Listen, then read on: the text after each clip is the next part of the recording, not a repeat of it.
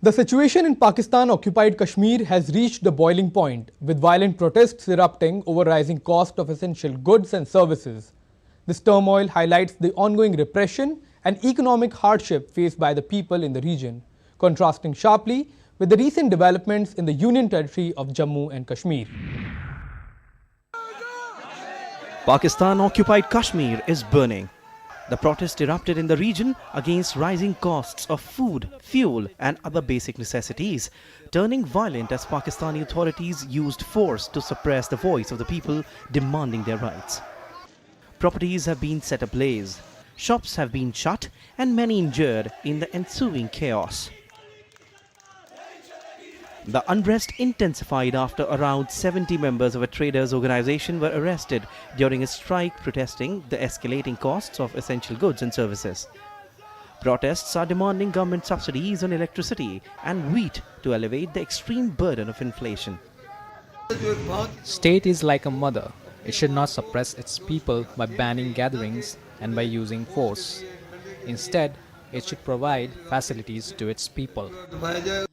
Since its forcible occupation by Pakistan in 1947, PoK has been subjected to systematic repression and denial of basic rights by the Pakistani state, which started soon after the invasion by Pakistan, despite the king of the then princely state officially acceding to India. These protests come at a time when the Jammu and Kashmir witnessed the highest voter turnout in 30 years during India's ongoing general elections. India's External Affairs Minister reiterated the country's stance on reclaiming the region, stating that India will eventually end Pakistan's illegal occupation. For us, the initial goal was first to deal with the 370 issue. The country has already seen after 5 years how much of a difference there is today in the ground situation in Jammu and Kashmir as a result today of it being fully integrated with this country. So that part is integrated. There is the other part. So watch part 2 of the series.